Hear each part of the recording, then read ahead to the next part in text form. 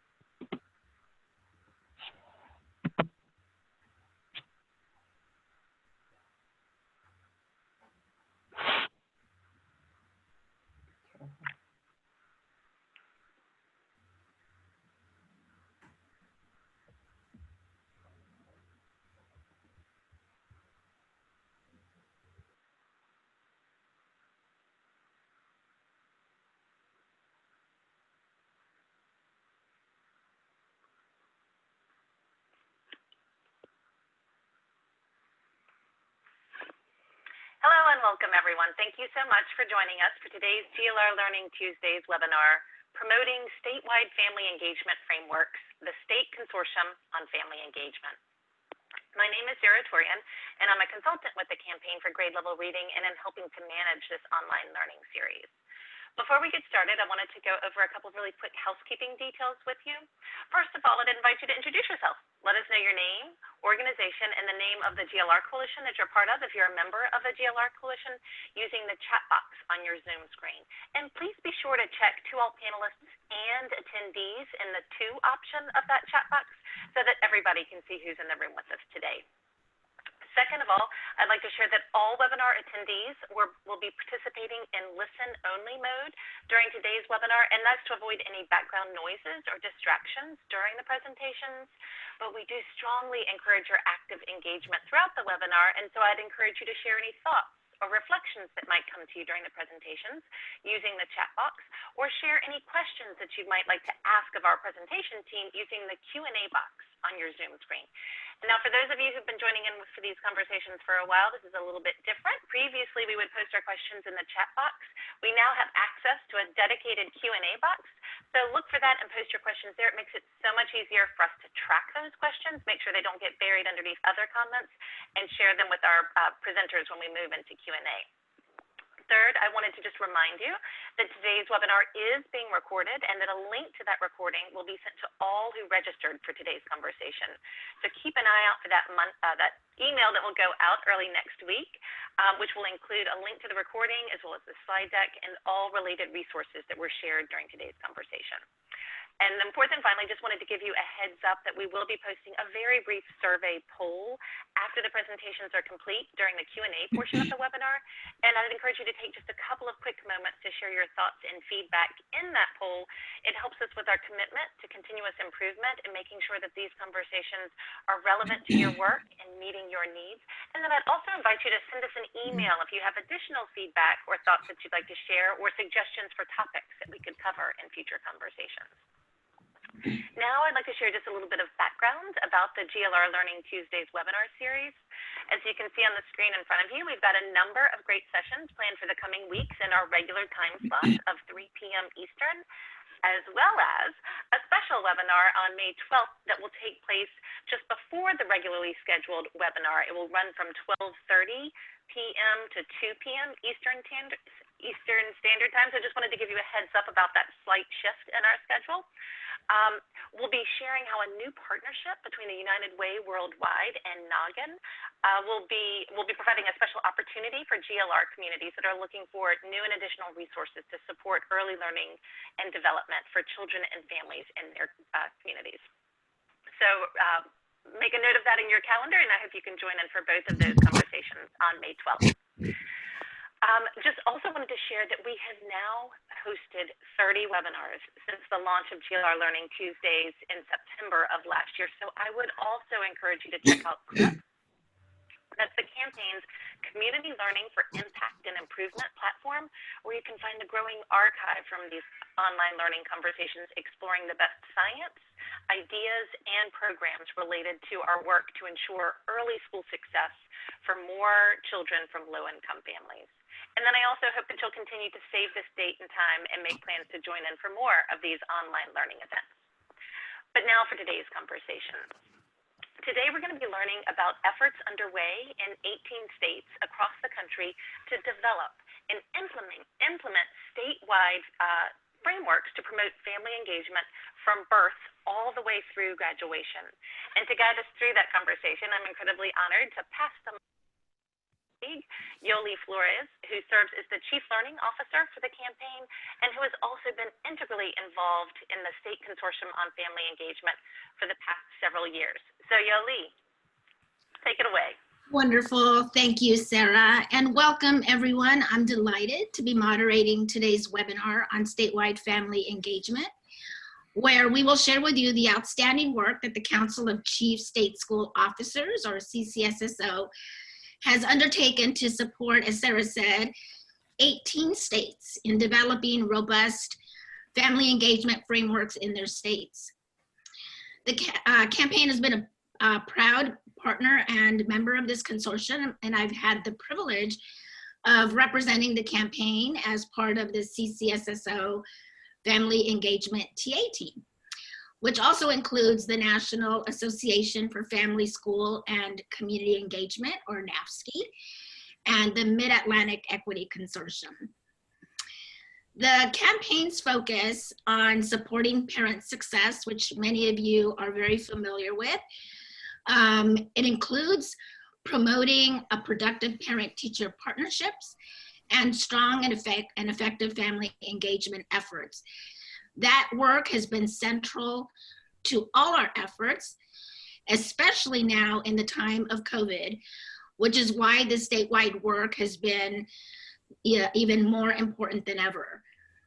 Our goal is to share this information with the campaign communities who can help ensure that the statewide family engagement frameworks have a real touchdown at the local level where our GLR coalitions are working.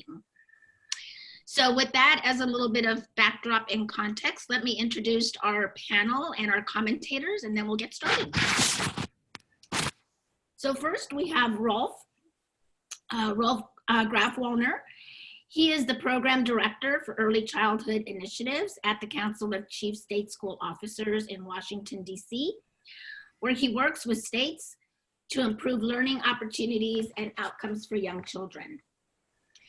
Prior to joining the council, Dr. Grafwallner worked on early childhood policy and school reform as an assistant state superintendent at the Maryland State Department of Education. He's been a teacher, a program director, and an administrator prior to joining the department. His expertise is on large-scale early childhood assessments, governance, finance, and organizational leadership, as well as early education systems building. Next is Sarah Holland. Sarah is a special assistant with the Pennsylvania Office of Child Development and Early Learning, focusing on family engagement. She is the mother of 2 sons, ages 26 and 15. Sarah has been involved in family support and leadership efforts at both the local and statewide levels. She is a past chair of the State Interagency Coordinating Council and serves as president of the board of the ARC of Pennsylvania. Sarah has been employed by Parent to Parent of Pennsylvania, the Special Kids Network, and has worked as an independent consultant prior to her position at the Office of Child Development and Early Learning in Pennsylvania. Next is Noel Kelty. Kelty is the Director and Early Intervention Manager at the Michigan Department of Education, Office of Great Start, Early Childhood Development and Family Education. In addition to this work, Ms. Kelty coordinates Maryland's P-20 Michigan's P-20 Family Engagement Initiative. And prior to this position, Ms. Kelty was the Early Literacy and Family Engagement Consultant for the Michigan Department of Education. Ms. Kelty has experience as a program administrator, a classroom teacher, an early intervention specialist, a home visitor, and a consultant. Ms. Kelty is now completing her PhD in early childhood and special education from Oakland University. And now we have our two community commentators that I'll introduce you to. Bonita Allen is a parent involvement in education consultant with the Pennsylvania Department of Education Division of Federal Programs and serves as a mentor for emerging parent leaders, including the Title I State Parent Advisory Council. She is also the immediate past president of the Pennsylvania PTA and has over 25 years of professional parent and family engagement experience. And we have Yolanda Brown also joining us as a commentator. Yolanda serves as the Community Homeless Parent Liaison at Northridge Academy, a K-8 public charter school in Flint, Michigan. She has worked at Northridge since 2015 and previously worked for the Michigan Veterans Foundation, serving as the coordinator of the Homeless Management Information Systems and Case Manager Supervisor. So that's our rock star team for the day. Let's get started. And Rolf, I would love to just ask you to help us learn about the consortium. I've had the opportunity to work with you. It's been inspiring to see the work over the past couple of years and to see the growing number of state education agencies in developing frameworks to advance family engagement. Could you share with all of us attending the webinar how this work is rooted in federal policies like ESSA and how it builds on dual capacity framework, the Head Start Parent, Family, and Community Engagement Framework, and also Maryland's Family Engagement Framework to promote engagement beginning at birth? Thanks, Yoli. Yeah, that's been truly a remarkable and rewarding project that we've been involved with since 2017.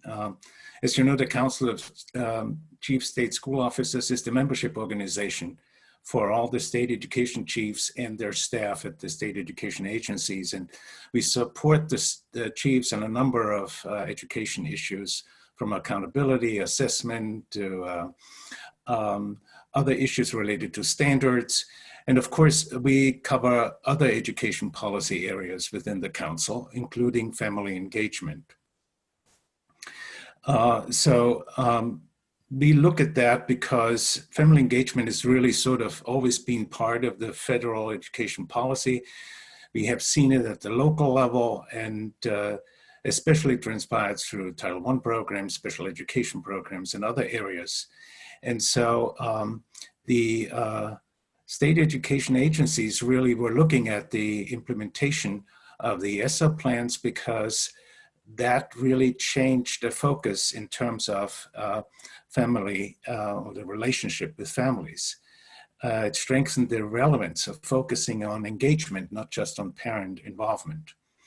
This was a total different way of getting at the relationship and establishing some kind of partnership with the families that was different from the time before. And therefore, the council really felt that there was a way to work with state education agencies and their partners to see how we can sort of shift the focus from involvement to engagement. So we got in touch with some of the chiefs and the staff at agencies and to embark on this more strategic and coherent focus on defining and framing family engagement in new ways and establishing new terms. Now, from my time at the Maryland State Department of Education, I knew that parent involvement activities were scattered across divisions. And I've seen that at local districts as well. I mean, we have seen family engagement activities in special education. We've seen it in Title I, and we've seen it in student support units, but they typically did not connect well with each other.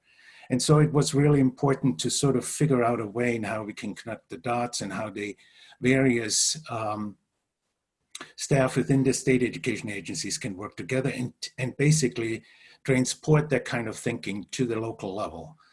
But we also were, of course, very much concerned about making sure that we are bringing in young learners as well, and for families of children who have their children enrolled in preschool programs, in early childhood education programs. And so we really felt that we needed to bring that group and early childhood field into this kind of discussion and discourse in the development of the framework.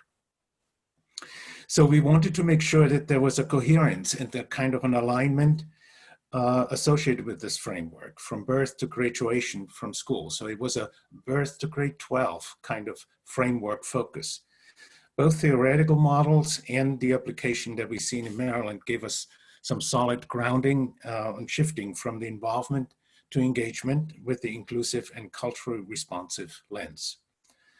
Now we established a consortium, next slide please, and working with 5 principles. This was sort of the 5 pillars that really defined the work of the states that got involved in this work. First of all, focus on equity and partnership. Wanted to make sure that there's a broadening of the involvement to many stakeholders, those within the agencies and those from many groups across the states. Coherent approach with definition of family engagement, including well-defined definition, well-researched terms, set of principles, goals, and strategies. And not just for families to support the education of the children, but other areas that would empower parents to be in leadership roles or to be advocates for school improvement and for their schools and their communities. We also, as I mentioned, the alignment from birth to graduation, which really meant that we needed to bring 2 sectors together, the early childhood representation as well as those from K to 12. And then the 5th principle was really that it's evidence-based and that we are looking for impactful strategies. So that was really a very important aspect to have research that we got from the Harvard School and as well, especially around Karen Mapp's team to work with us and to support the strategies and the goals that have been developed by those states. Great. Thank you, Rolf. Did I cut you off? I was ready to jump in and ask you another question. No, go ahead, Yolanda.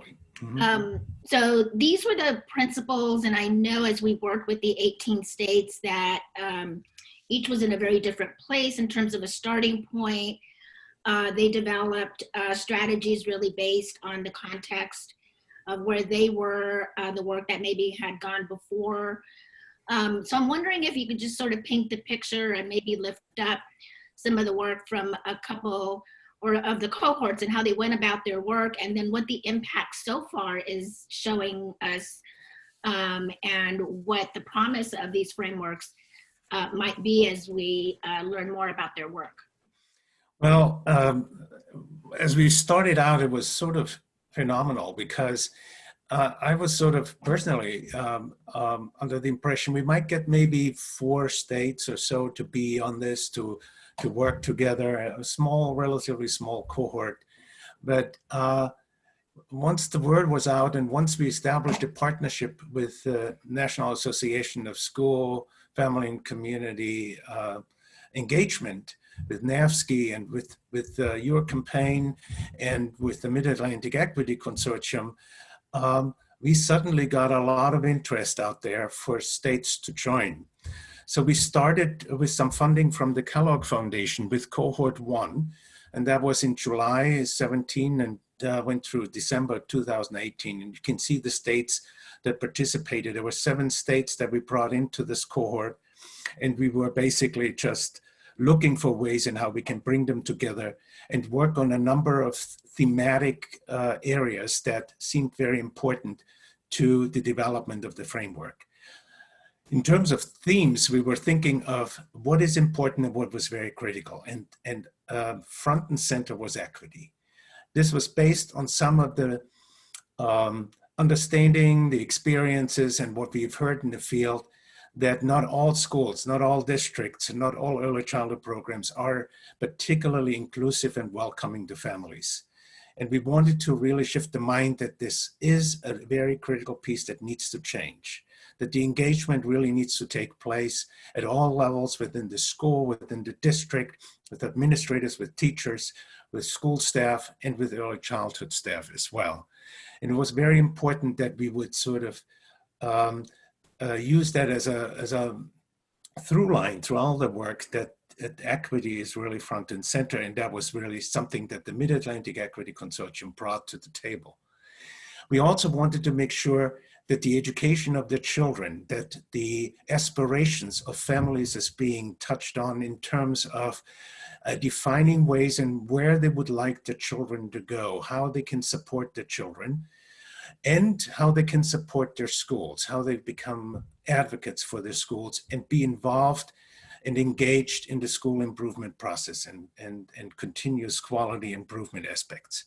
We also wanted to make sure that they really work on their own needs, on their own education needs for those that need the GED, or those that are going on to community colleges, and those that have maybe some supports that are needed at home because the stress levels are very high, and so therefore there's a need for family support. All of this true generational aspect, as well as the support for schools, was really the focus with those themes.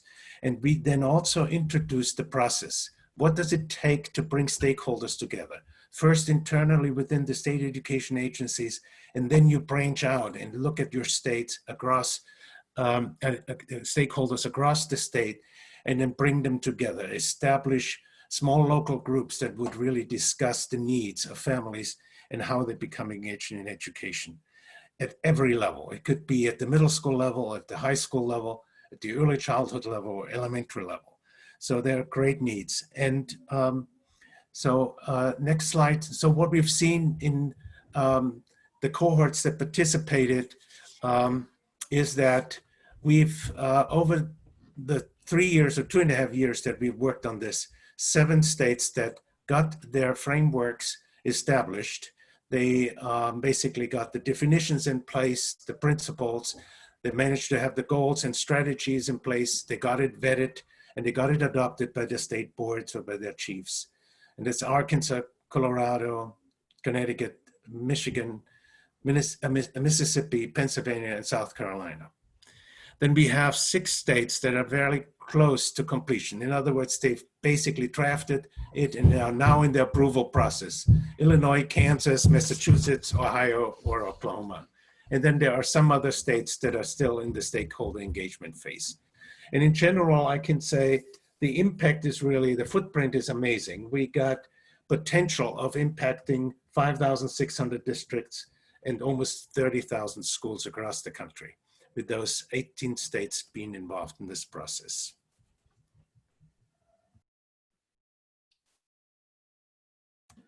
Now, the overall impact, which is more geared toward what was happening, what was shifting, how did we turn the needle on things, is that we really, I think, got to the point where we could redefine family engagement in a more inclusive way, and to really stress equity, engaging families, empowering families to become decision makers, and to be aspirational about the education of the children and about themselves. We also were able, I think, with all of this, create an infrastructure of family engagement. We've seen as the states have gone through this that there was more interest within the agency to elevate family engagement to a greater extent, to create positions within the agency to move family engagement forward. And it is especially critical now. It's crisis situations that we have right now. And then strengthening the state role in supporting families in education. And basically this mind shift from family involvement with parents show up to engagement where families and parents become partners with the schools and with the early childhood providers. Great, thank you.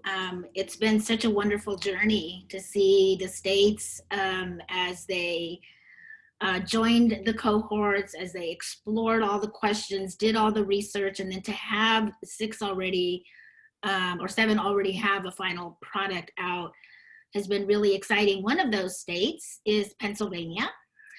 And Sarah Holland is with us. She represented her state and her team from Pennsylvania, and love that she's going to share with us their experience.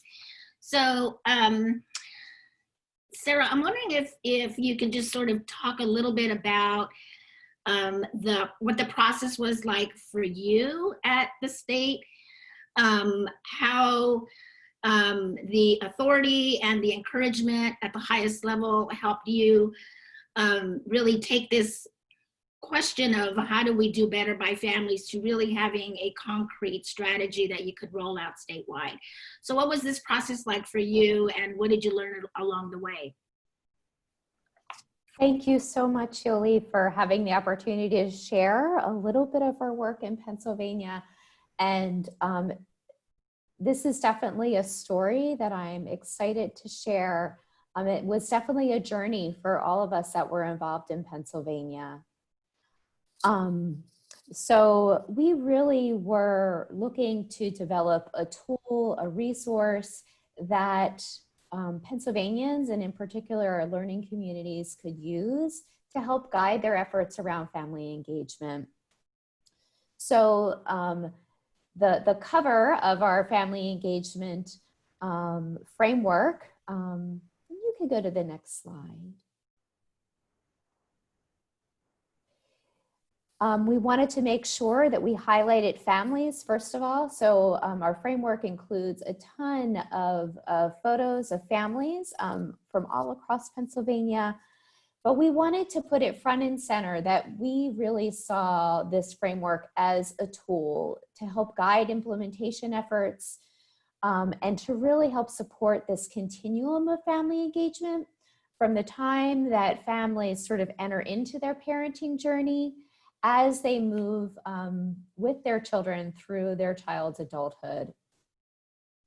So some of the ways that we started this work, certainly I can't thank enough the CCSSO and all of the partners for really helping create some foundation for us, asking us those critical questions that we should think about as we went forward.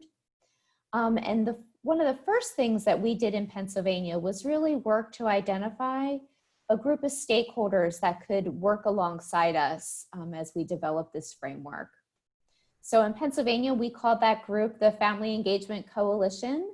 That group was created to help us actually develop, we say co-create this framework.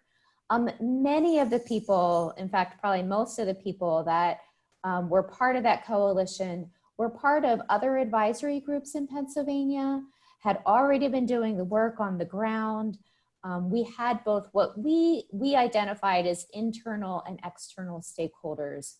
So we wanted to make sure that our friends from across the Pennsylvania Department of Education were involved. So we sort of considered those our internal stakeholders across all of those various groups. I think Rolf did a really good job of talking about how oftentimes family engagement activities are spread across an education agency. That certainly was the case in Pennsylvania. So we wanted to start bringing those folks together, as well as really listening to and hearing from our external stakeholders. So in the end, we had a coalition that had over 100 participants. And the coalition really, the participants in the coalition were able to identify what type of roles they wanted to play. Of those 100 folks, we had some folks who said, you know, we don't have a lot of time to devote to the nitty gritty of this work, but we want to know what's happening along the way. So we held about monthly, sometimes it was every six weeks, meetings that we invited the entire coalition to at least do some touch bases, let them know where we were in our process, and to get some feedback from the larger coalition group.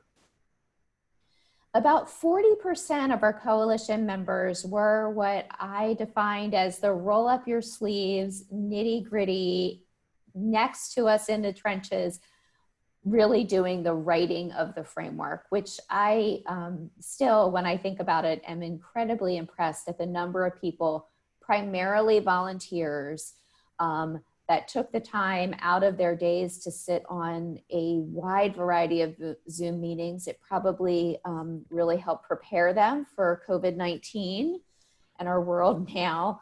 Pennsylvania is a big state, so we did a lot of our work over Zoom. So about 40% of our coalition members were really involved with the drafting of the framework.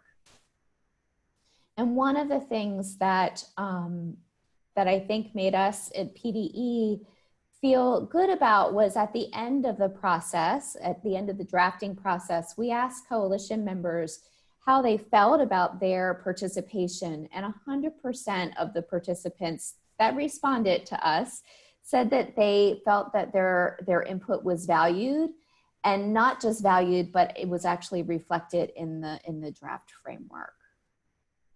So that's a little bit about our story.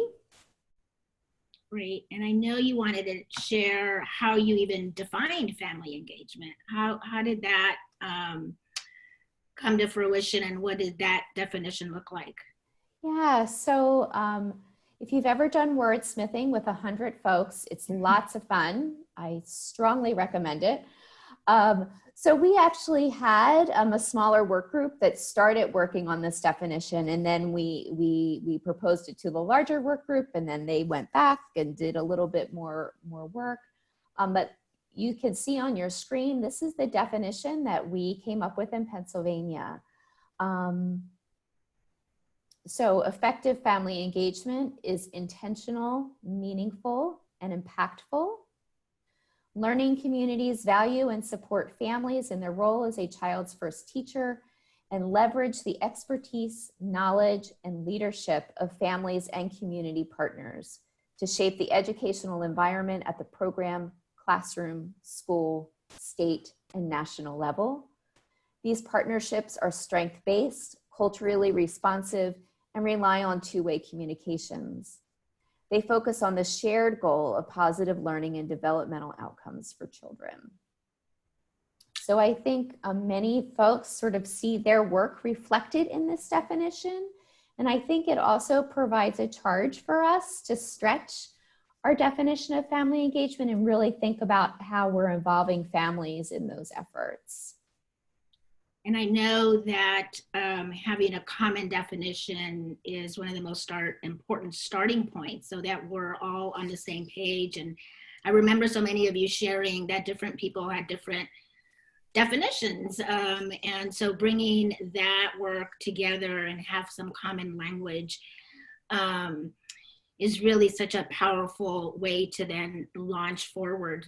I'm wondering if we could do that now and talk a little bit about what the components of your framework are, and what kind of shift has that made in your state from what you had before? Yeah, well, you can go to the next slide. Thank you. So our framework packs a lot of stuff in it. It is not the most brief of documents, that is certain.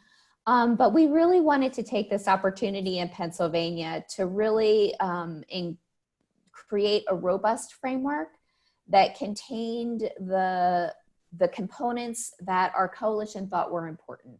So some of the framework components include a basic introduction, which talks about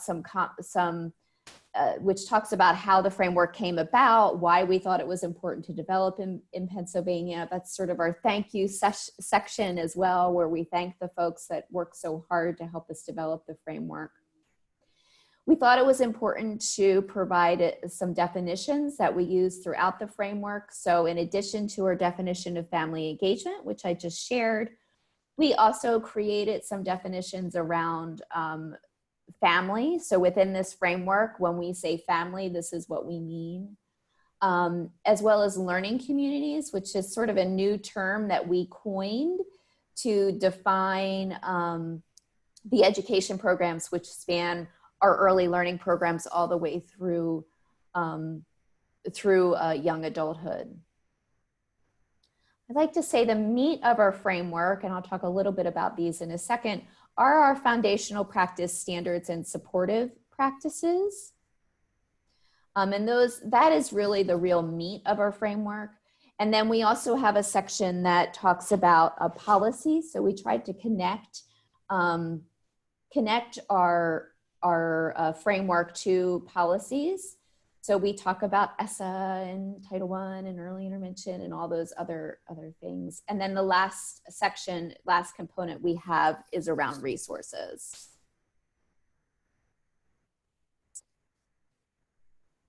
So I will, you can go back to the foundational practices. Thank you. So the real meat of our framework lies in a set of what we're calling foundational practices and standards. The foundational practices are the practices that we feel that regardless of what area of family engagement you're working on, that these foundational practices need attention all the time. And so these were identified as the coalition as what they felt were the most important practices, and also practices that really did span all of the family engagement efforts. So again, this idea of knowing that we want to leverage family and community partnership, knowledge, expertise, and leadership. You know, this really is nothing about us without us. You can't have strong family engagement strategies if you're not involving families in those processes to develop them. We want to make sure that we're building culturally and linguistically responsive practices that are also inclusive and equitable. You know, Rolf talked about how equity really was a foundational lens through which we were asked to look at our frameworks, and that definitely resonated in Pennsylvania. We want to make sure that our learning communities are inclusive and safe. Again, to create welcoming environments where families feel like they can be real partners. It's really difficult to do if families don't feel safe and comfortable within their learning communities. And we also know that as we learn more, we do better. This work of human being to human being is always going to be complex, and we can always get better at it. So we want to make sure that folks continue to engage in professional growth. You could go to the next slide.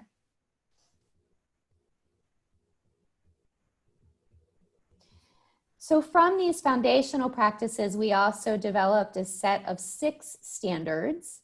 So this is sort of the like I like to call it, the North Star or the compass, the direction that we want folks to go and we want folks to think about as they consider family engagement strategies and implementation efforts. So what we want to see is that our learning communities are connecting families to community resources that support their identified goals and interests, as well as help them address needs. The second standard is all around building relationships, which we certainly know is incredibly important all the time. I think that we're finding that this is becoming very important during this time, where families are really being asked to be partners in ways that perhaps they weren't before within their child's education. So again, we want to make sure that those partnerships are reciprocal and they're strengths-based and respectful of what everybody brings to the table. We understand, and these roles will probably be familiar to you if you're familiar with Karen Mapp's work, but we want to make sure that we're supporting families in the variety of roles they play within their child's education. You could go to the next slide. We want to make sure that families have intentional opportunities to connect with each other. We know that families building their own social networks are incredibly important to support them, to support protective factors. And we know that families learn so much from each other when they have those opportunities. Again, in order to ensure that we have authentic family voice within the development of our strategies, we want to make sure we're paying really close attention to opportunities for families to develop their leadership and advocacy skills. And the last thing is that building partnerships during times of transitions with families are very, very important. And again, I think our whole world right now is in the midst of some very big transitions in terms of what we think of as learning. So we are hopeful that that also provides an opportunity for folks to really think about their family engagement efforts. Thanks, Sarah. So the first part is exciting. You have a framework, a lot of buy-in from a lot of people, your amazing coalition of over 100. And, you know, that's such a powerful now tool and product to have. So I'm wondering if you could talk about what happens next. How do we get this, or how are you planning on getting this to the local level, to your LEAs? What are the ways in which you are encouraging, incentivizing, really sort of building their buy-in so that it's a piece of very good work that becomes actualized at the local level? Really good questions. You know, it felt like such a Herculean effort to get the document done because it was a Herculean effort. But now the real work begins. You can go to the next slide. Just a couple little details. So the framework is currently posted on our Pennsylvania Department of Education website. We have a short web link there that you can look at. I believe it's also in the chat. So the first step really was getting this to a public space and place where people could access it. So that was step one. Our Secretary of Education, Pedro Rivera, pushed out a communication through a system in Pennsylvania, which we call PenLink. We also did a joint communication with our Office of Child Development and Early Learning with the communication platform that we use for that world to make sure that folks knew that the framework was available to them.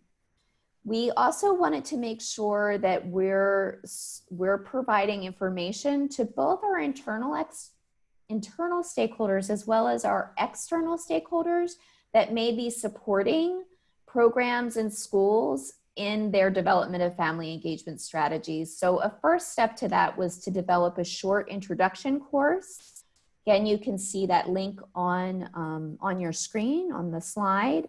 In this short introduction course, it's about 40 minutes long. It's asynchronous, which means that you can take it whenever you want. It's available 24/7. And for our early childhood community, we are able to provide what we call in Pennsylvania PQAS credits. So it's credit hours for our early childhood community. We also have developed a variety of collaborative relationships with partners. First with the Mid-Atlantic Equity Consortium, or MAC. We had a chance to work with them during the development with that introduction with CCSSO. And they have been partners along the way in helping us create that introductory course. They provided a lot of feedback on our framework, which was very helpful.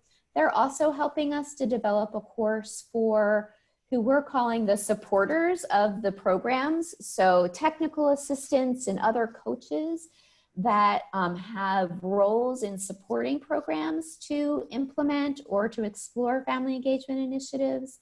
So we're working on that course content now. We hoped to launch that course in a few weeks in June, and it looks like we might need to postpone that, but we'll have all of the materials developed. They also helped us to develop what we're calling a companion guide for families. So that content has also been developed. We had some of our coalition members, some of our family leaders help with the development of that content. We're in the process of doing some final design and production of that and hope to have that out for this summer. We've also collaborated with the Fred Rogers Center. Fred Rogers, I hailed from Pennsylvania, and through their work with a theory called simple interactions, we are working with the Fred Rogers Center to think about how those simple interactions between adult to adult, so family to teacher, or family to administrator, family to therapist or other professional, how that really influences in a positive way the relationship between family and child. So we're exploring that with the Fred Rogers Center and hope to have some professional development around that in the fall. Very exciting, Sarah. I just want to congratulate you, your team, the state for the work that you undertook over 2 years, and I know it's a continuing journey. I'm going to move on to Michigan and hear from Nicole, so that from Noel, so that we have another perspective from another state who joined the cohort in the second round. So Noel, you were part of cohort 2, and you just released Me Family in March. I'm wondering if you could share your process with us. Sure. Thank you for having us. We're so proud to be part of this opportunity. So my name is Noel Kelty. I'm from the state of Michigan. I was introduced at the beginning of this call. So we're here to talk a little bit about the process in our family engagement framework, the My Family document in Michigan. Can we move forward to the Michigan slides? I'll just start talking. So with our process, the product that we have just rolled out, about March 12th, about the same time everything started shutting down in the state of Michigan, was My Family, Michigan's Family Engagement Framework. We were part of the second cohort, which I believe began around June of 2018. With that, we did begin some of this work prior to joining the CCSSO Consortium. So we really started this work in January of, in January of 2017, actually, is when we started this work. And we really started with internal stakeholders within the Michigan Department of Education, inclusive of, I believe, all offices within the department, to have a conversation about various family engagement efforts. What does family engagement look like? Much to many of Sarah's points, which I'll probably refer to now that we've heard it, we have a lot of alignment. What does family engagement mean to you? And what can these efforts look like? Kind of concurrent with that opportunity, we conducted an inventory across the Department of Education and all the efforts occurring in family engagement, touching the field P20, prenatal through college and career entry. We found something like 114 different types of initiatives happening across the Michigan Department of Education, P20, several definitions of family engagement and primary principles. So it was very much agreed upon when we gathered for that first internal stakeholders meeting that it was so important to come together to create a unified vision of family engagement P20 so that we can start building from there. The vision for us is not that completing a family engagement framework is the end product, but a beginning product in really rolling out our work.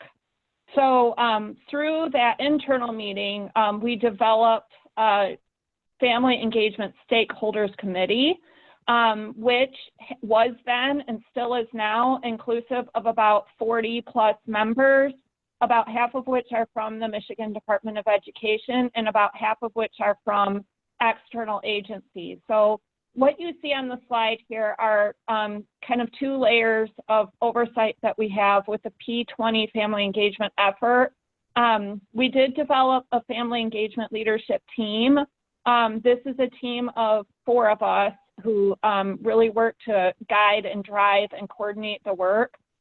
We do not have staff specifically designed to develop and implement a framework and all the associated tools. The work that all of the 4 of us are doing we call it our volunteer work of love.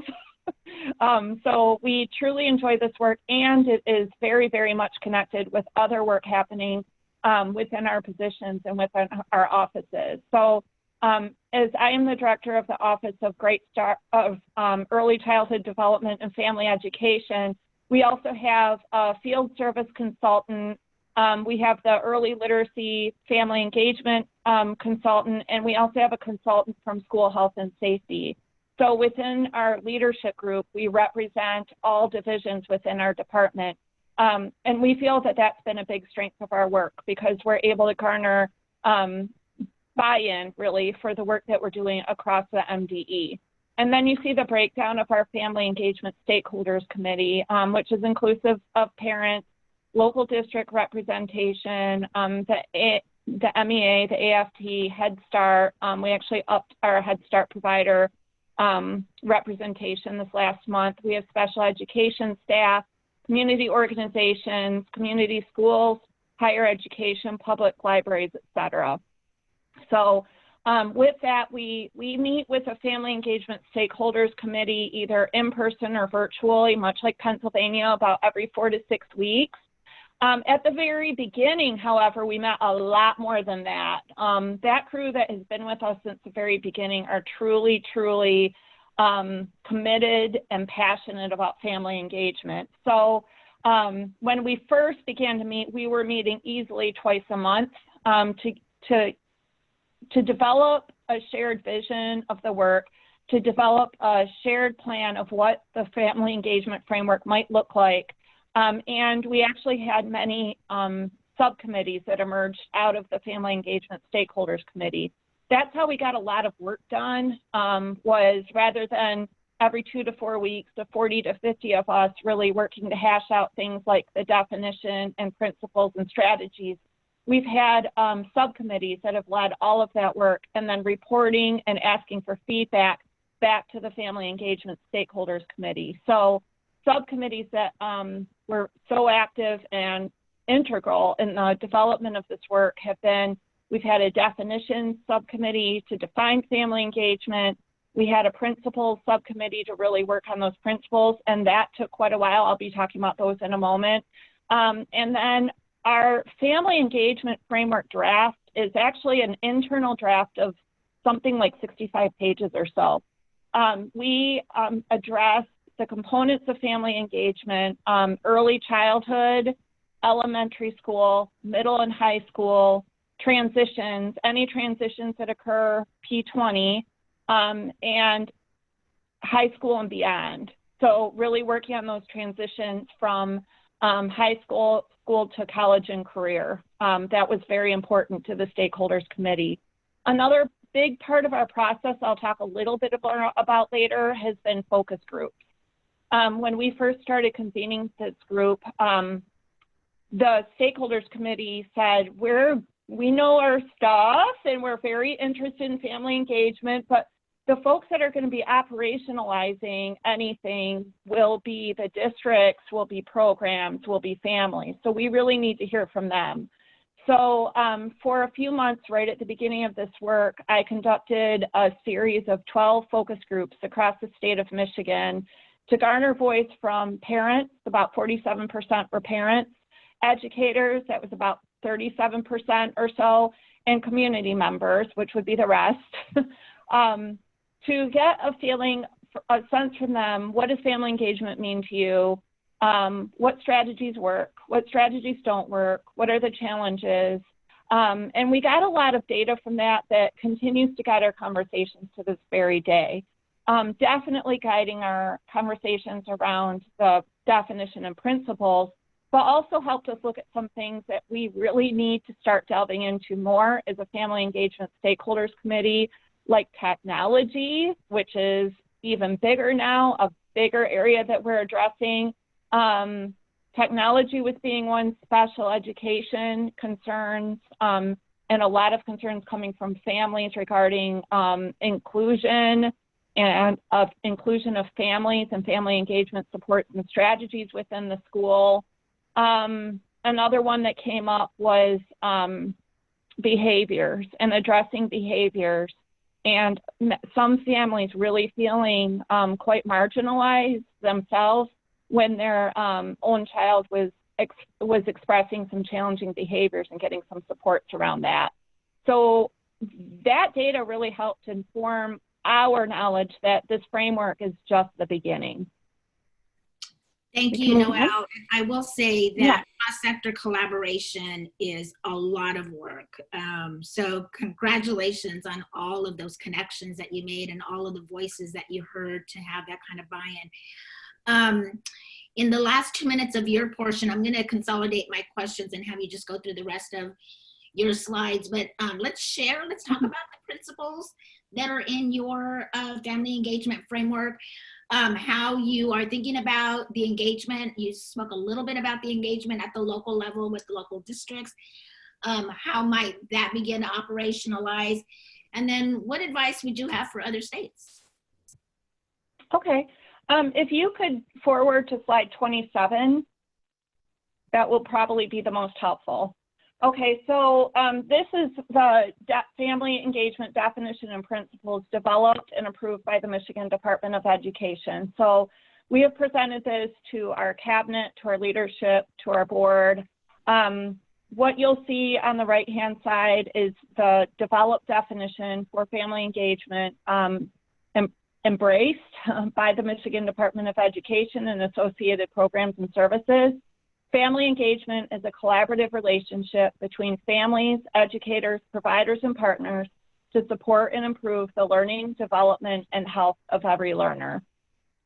We have a lot of words in there, and I know that we're short on time, but I probably could talk just about this definition and what it really means to us for a while. With the principles, you'll see the principles on the left-hand side of the slide.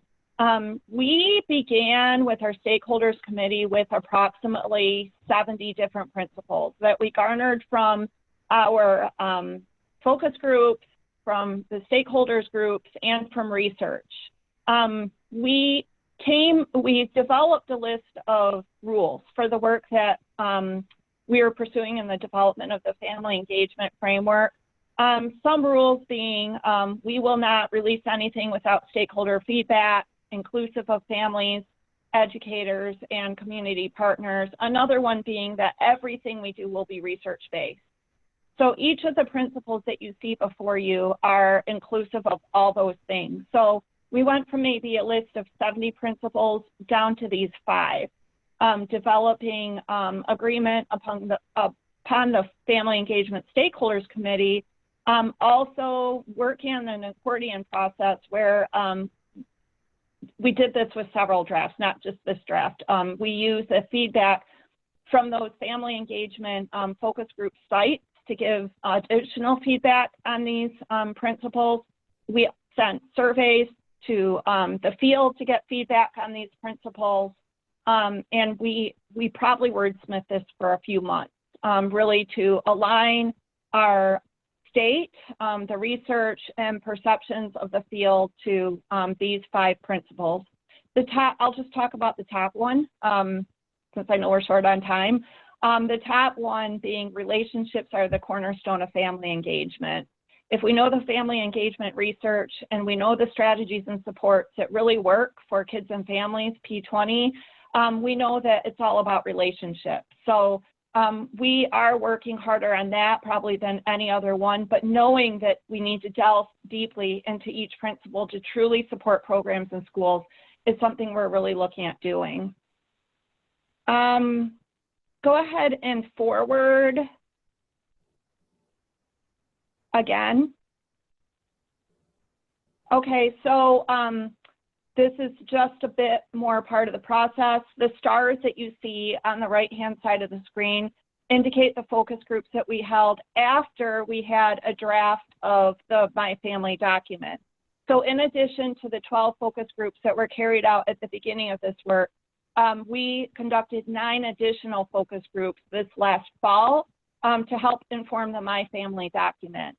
So folks in all those sites that you see starred across the state of Michigan helped inform our framework further. We made several modifications based on the recurring themes that we identified from the focus groups. Other questions that we asked within those focus groups is, what else do you need? Because we know one document isn't going to be everything that you need to truly develop a robust family engagement support system. So what else can the Michigan Department of Education and the stakeholders group do to really foster the development and implementation of this framework? So we received a lot of ideas from that. And one thing that we have agreed as a stakeholders group to develop is a core team. So actually our first core team meeting is this Thursday, where we will have several members of the Family Engagement Stakeholders Committee, and actually most of them are external, begin to delve into the research we received on with the family engagement focus groups, and to kind of crosswalk that with the opportunity canvas, which is a great guiding document that NAVSCI helped to develop and implement for the state of Michigan. Next. And Noel, I know you've got several amazing slides. We've got 1 more minute before we go to commentators. Okay. Probably the advice that I would probably give anybody with this one is, and I think you've heard it from me and from Sarah, is to collaborate. None of this work can be done in isolation, and if you do it in isolation, it won't go anywhere. So it's really important to move forward, collaborating with all potential partners. And then staying focused on the research.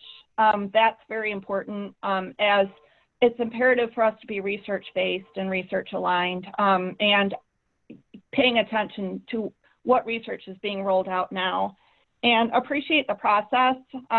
Every timeline we have had has been blown up by really needing to circle back and be intentional. So I think the process is way more important than timelines.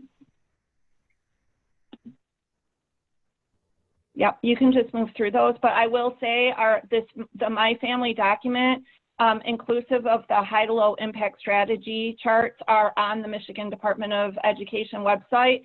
Just click on family engagement on the left-hand screen, and you should be able to identify the framework and my contact information. So feel free to contact me with any questions. Great. And speaking of questions, Noel, the 30-minute Q&A will allow us to go deeper, and so we may be able to come back to some of your slides, since I know that there will be questions, whether it's around your principles or other parts. And I know that Sarah is also posting the links to these slides and to each of your websites. So check out in the chat box, you can find those links there so that you could go through these yourselves when you have a little bit more time. Thank you, Noel, and thank you for the great work in Michigan. I think it's inspiring so many other states and especially local communities to hook up with their own state agencies. So let's bring our 2 community commentators onto the screen. And as we do that, again, let me remind you to share your questions in the Q&A box as you hear the commentators, as you reflect on what you've heard from Sarah and Noel, and we'll get to Q&A in just a moment. So Bonita and Yolanda, you have both at the local level been observing, probably participating.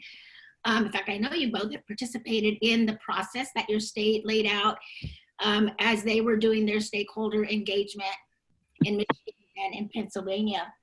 So would love to hear from each of you. Let's start, Bonita. Maybe you can share what are your reflections, not only on what you have seen in your state, but on the presentation that you've just heard. Wondering if you could tell us what you think about the framework and what you're excited about and what you think are some of the next steps. Thank you. As both Sarah and Noel mentioned, collaboration is so important, and it was a pleasure and a privilege to be involved in the Family Engagement Coalition that developed the Pennsylvania document. And that coalition itself modeled both inclusion and equity. And so that was a pleasure. I think that right now we're seeing the importance of family engagement like never before, along with the role and value of teachers. And we're really pleased that we have this document in Pennsylvania to assist as we all are doing this at-home learning. Some of the things that come to mind, some of our standards, talking about building partnerships that are strength-based and authentic and reciprocal, that develop trust. So right now we're learning new ways to be able to support two-way communication between home and school. And we have some examples in the document, and I think that we're all inventing new examples as well. In terms of supporting families in their role as teachers and models and encouragers as they support their child's learning and development. We've talked about, we have examples in the document that we're seeing now in terms of including all family members in this process, our fathers, siblings, everybody else who's in the household, as well as seeing more joint decision making. Many of our districts are now negotiating and working with families to decide how we're going to proceed through the rest of the semester. Are we going to have grades? Are we not going to have grades? You know, how is that going to work? As well as getting the computers and laptops and things like that out to all of our families that don't have those. And then finally, in terms of supporting families as they develop leadership and advocacy skills, recognizing and empowering families and acknowledging their value and showing how much we appreciate them.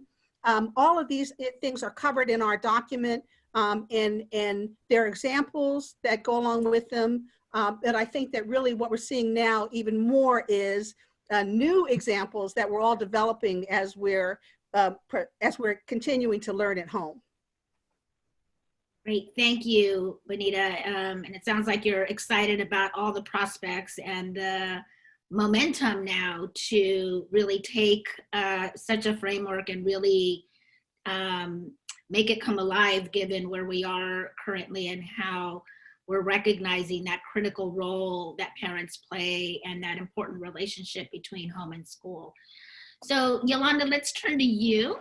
I wonder if you would share your perspective, your experience about the work in Michigan, and what you heard in the presentation today, what resonated for you, and what your hopes and aspirations are in terms of your state framework really reaching the communities at the local level. Absolutely. So of course, you guys see that I work in the community of Flint. So there are issues there in Flint, of course, that maybe other communities may not have to deal with. So I'll kind of just jump right in. I appreciate being on the framework committee. And I do believe that the work that we're doing, it definitely assists with enhancing the work that the community liaisons are doing within the school. So for myself, again, with the issues that we may have in Flint, of course, are different. We have a number of students whose families, their parents or caregivers may have criminal records. We have, so because of that, I believe that if our families are okay, our students will be okay. So wherever I have to go or whatever I have to do to make sure that our students are okay, that's what I do. So that being said, there's many of our families who their parents have criminal records. So what I did was I said, I tell you what, you know, in order for this parent to be able to get a job, maybe we need to start helping with criminal records. So I came up with what I did was actually got together an expungement clinic to kind of help with getting the parents in a position to be able to get a job. We have Nigerian students. Again, you have to gain the trust of the parents. You have to have an open door policy. You have to be able to work or be willing to work hours that are outside of, according to the, what we're here to do. So we have Nigerian families there. They have a lot of questions about the laws of the land here. So I went and got immigration attorneys. So that way they could help them. So these are things that I have to do myself in the city of Flint. Of course, we know that we have the water crisis, so we're dealing with the effects of that. So with the framework that we're working with in Michigan, it definitely enhances and it lets us know, those of us who are on the front line, that there are people in position that really care and are willing to help us out. Thank you, Yolanda. I appreciate both of you bringing that community perspective. And as I participated with these two cohorts that you were in, I was always just so inspired by how each of the teams were really reaching to hear the voices of parents and to really learn, as you're saying, what is the context in which families are living, and have that as a bridge to engaging around learning. So as you all can see, we have a lot of questions. We have 20 minutes left for Q&A and final closing. So I'm going to jump right in and field a few questions. I don't know that we'll get through all of them, but we'll get to as many as we can. Rolf, I'm going to start with you. There's some people that are asking if their state was not in the cohort, how do they get them into the cohort? Well, that's a very good question. I mean, it's all a matter of money. It's a way to fund this project, and we, of course, are committed to it. I mean, at the council and with the partnership that we have. We have been talking about bringing in a number of states into a third cohort, and we feel that we have a bit of a formula of success here that would help other states as well. We've gotten some commitment from Scholastic to help us with a guidebook on how to develop frameworks. But, I think what really helped, and I think you heard that from Noel and from Sarah, is that being together with other states that are working on the same thing is the best way in how you can basically get momentum and traction on some of this, and then have some people around you that can provide you some feedback and some, some guidance on this. So you're definitely on it. This may not happen within the next 6 months, but we definitely will be interested in finding out what states are interested. And once we have, a number of states in place, we would certainly try to get the funding to continue the work with new states. Great, thank you, Rolf. Mm-hmm. This, I may likely come back to you. Let me ask Sarah and Noel if they could take a shot at this question.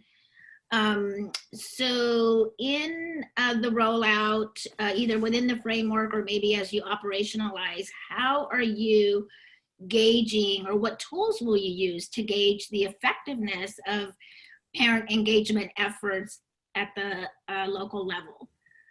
There's a concern that a lot of grantees who struggle with assessing how knowledge, attitudes, behaviors, and beliefs regarding parent engagement may have changed over time as a result of specific interventions. So how do we measure that? How do we know that our efforts are making an impact and making a difference? So Sarah, do you want to take a shot first? Sure. Can you hear me? Or Noel? Yeah. Good, but Noel could go first. That'd be great. Thanks, Sarah. You're welcome. I have two thoughts relative to this.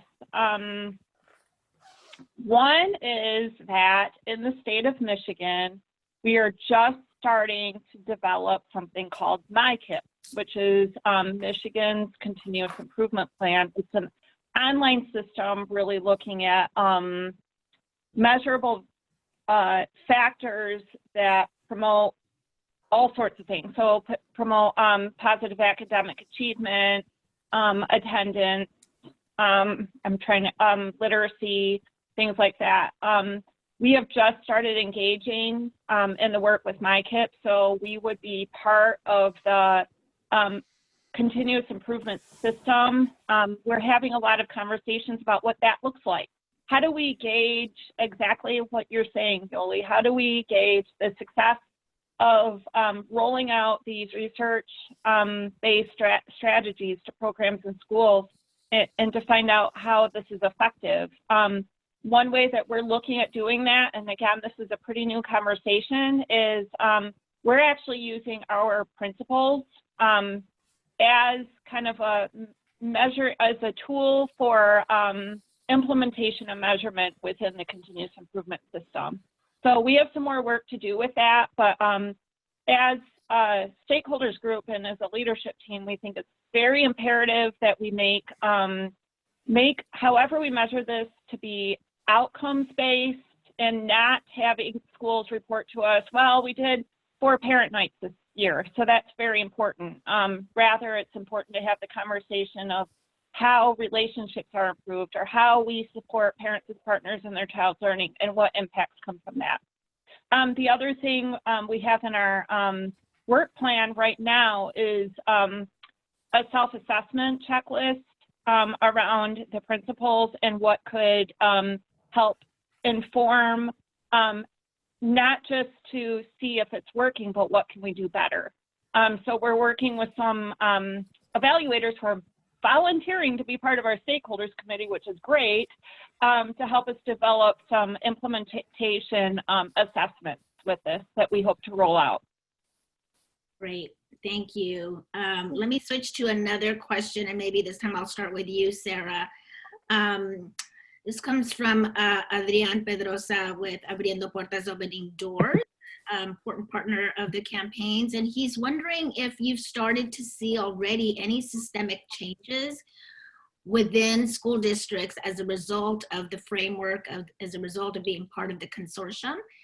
And in particular, he's interested in knowing whether there are any changes around improving quality of education for culturally and linguistically diverse families. It's a great question. I think at this point, I hate to say that we haven't seen any changes, but we are really early on in the stages of implementation. So what we know is that the creation and sort of deployment of a document isn't really what is going to create change. It's what happens next. So we're really trying to focus on, for lack of a better word, pushing this framework, and it sort of goes a little bit to the previous question as well, pushing this framework out in a way that connects it to already existing activities and already existing work. So for example, our school improvement processes, providing information to those technical assistants and folks that are working with schools in our early learning programs, so that they know how to support programs utilizing the framework. We also have looked at things like, and we've done this in our past work in our early childhood world, of how do we embed some of the language or some of the use of this framework into our grantee language. So that's one of the ways that I think we're going to start moving the needle. I definitely think that we are at a really positive place where as we launch the framework, people really want more information. They want to learn more, they want to do better. So I think that part of what we're seeing is just a little bit more buzz around family engagement. I think people are thinking a little bit more critically, and not in a negative way, but really examining their efforts a little bit more. And I think that the opportunity that we have now in our education system is really looking at strengthening that parent and educator component. So I don't know that we've seen anything quite yet that I can say this is directly related to the framework, but I'm confident that we will get there. Thank you, Sarah. Before I go to the next question, I just want to call your attention to what you just saw pop up on your screen. It's our poll that we put up at close to the end of every webinar, and it serves really to have you give us your feedback on our webinar so that we can be as responsive as possible as we bring to you other learning opportunities. So as you're listening to the Q&A or participating, please do complete the poll and let us know your thoughts. Let's see, I'm going to move on to Noel. You talked about all of the focus groups that you did and the feedback and input and the guidance that you received. And one of the participants is wondering if you could share some of the recurring themes that came from the focus groups. Well, that's an exciting question. I did some work with initial group of focus groups, and then we've had some great evaluation of the focus groups that we held this fall as well. One interesting finding is that if you take a look at our principles, which were developed after the first group of 12 focus groups, the principles and the recurring themes within the focus groups were almost overlapped perfectly. So there was that. So many of the themes that we identified in the focus groups were completely aligned with with our primary principles. The other things that we identified through both groups of focus groups was a strong need expressed by families to have more family or parent education opportunities within their program or school. That one surprised me a bit. It wasn't very expected, but it was nearly every focus group. Parents were saying, we need more support. It was not so much early childhood programs and services, but really starting at middle school and up. There were significant asks for, my child is entering puberty and I have no idea what to do about it. Or what do I do about FAFSA forms for college? Or how do I talk to my child about college when none of us in our family have ever been there before? So there was a significant ask for things like that. Another theme that really came up in all focus groups was more support for educators and professionals and how to work with families. Many of them said, I have a master's degree in teaching and I've never had one course on how to interact with families. And I know how important they are, I just don't know what to do. So those are probably the primary themes that were identified.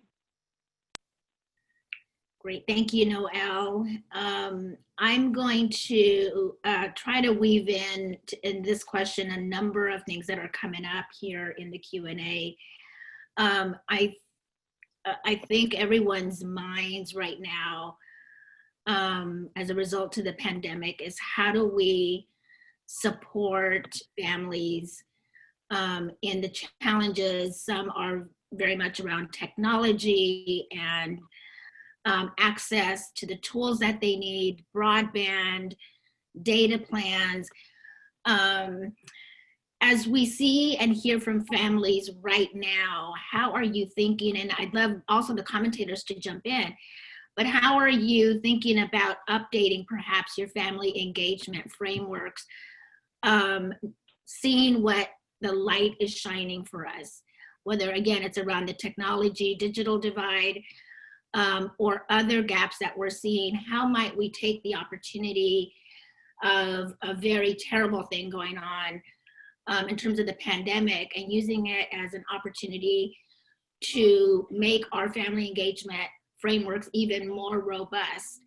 How are you thinking about that, and wondering if you could share your thoughts? And maybe we can start with our two commentators, and we'll end with this because we're getting close to time.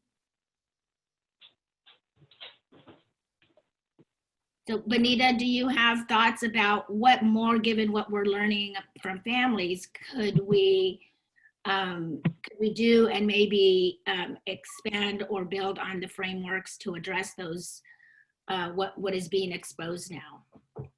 Yes, one thing is we're seeing definitely that there is a digital divide. A lot of our families don't have the resources in home to be able to do this online learning. So there's been a community efforts to purchase as well as raise funds to purchase equipment that then's been distributed to families. Those families may or may not know how to use that equipment. So that's how do we handle that? How do we teach that? One of our school districts here in Western Pennsylvania has been providing online learning through a radio station. As a way to approach the digital divide. That it's another way that we can get learning to our students who may not have access to computers. I think that one of the things that I do like about our document is that I think that it basically covers a lot of the information, but we're learning more ways to be able to provide this information. We're actually coming up with some new examples, which maybe we could include at some other point or as an adjoining document, the new examples that we have. Let me stop there and offer an opportunity for someone else to comment. So Northridge Academy is a K-8 school, kindergarten through 8th grade school. We knew that there would absolutely be a problem with the technology portion of learning since we're down now.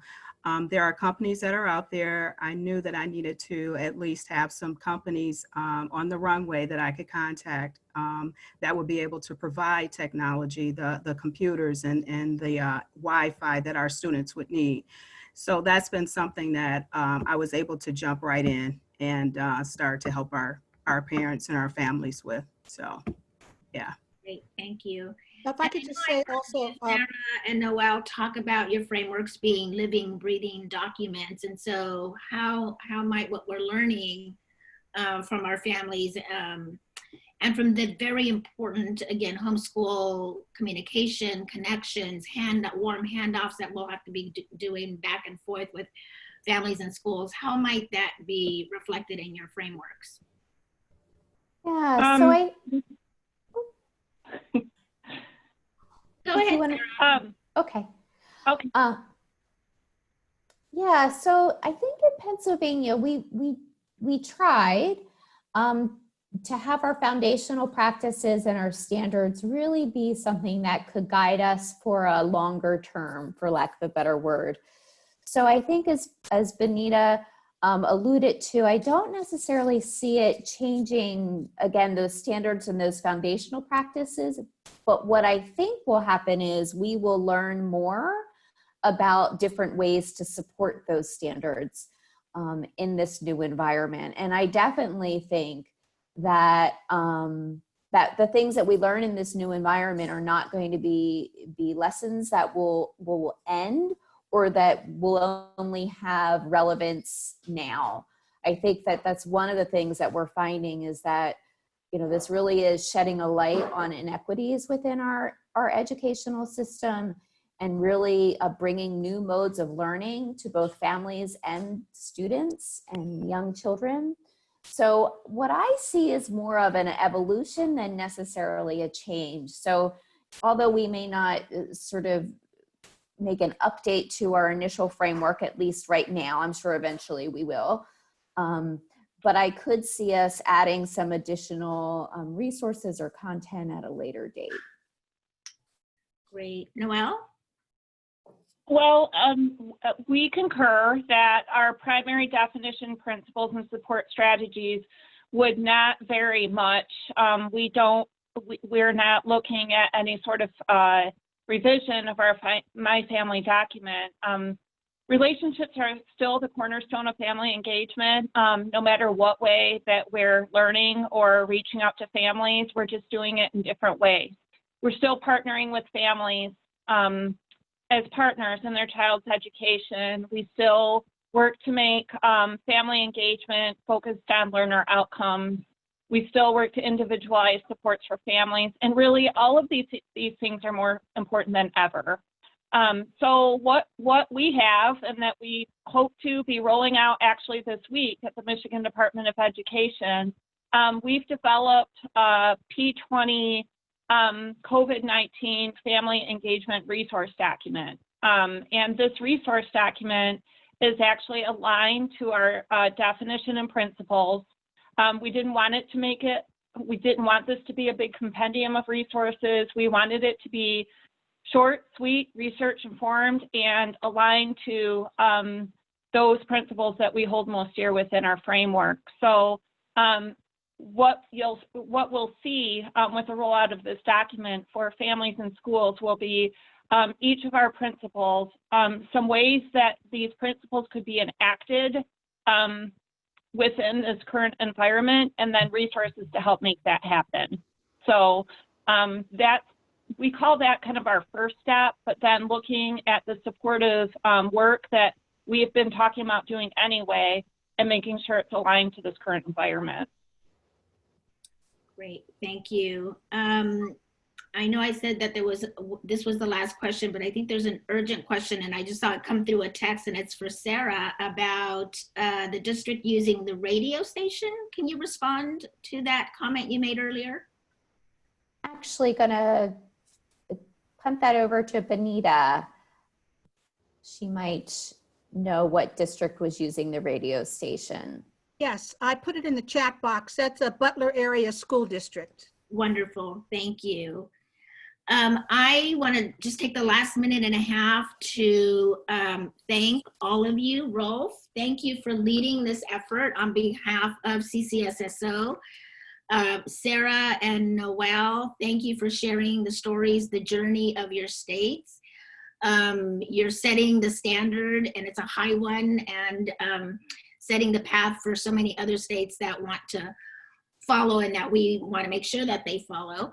And thank you to Bonita Allen and Yolanda Brown for your on the commentary that you bring from the people on the ground, the parents, the families, the students, and your community. Always appreciate the voice of community in our conversations. So I'm going to turn it over to Sarah, and she'll close us out. Sarah, are you on? I sure am. Thank you so much, Yoli. And I would just like to reiterate my thanks and my deepest appreciation for everyone on our presentation team today, including Rolf Grafwallner, Sarah Holland, Noel, Kelty, Bonita Allen, and Yolanda Brown. Thank you so much for joining us and sharing your thoughts and insights about this work. It's really incredibly powerful and so obvious its importance all the time, but especially in this moment in time. Also, just wanted to give you a heads up about all of the sessions that we have upcoming, including just a quick reminder about the fact that we will have not one, but two webinars on Tuesday, May 12th, including the one starting at 12:30 p.m. Eastern Time, as well as the one at our regularly scheduled time of 3 p.m. Eastern Time. So lots of great learning opportunities in the coming weeks, and I hope that you'll be able to continue joining in for more of GLR Learning Tuesdays. And then also just a thank you to everyone who joined in today. Great questions, great insights and comments and reflections in the chat box. So it's a great pleasure to learn with and through all of you. Thank you all. Be safe, be well, and hope to see you next Tuesday. Bye-bye.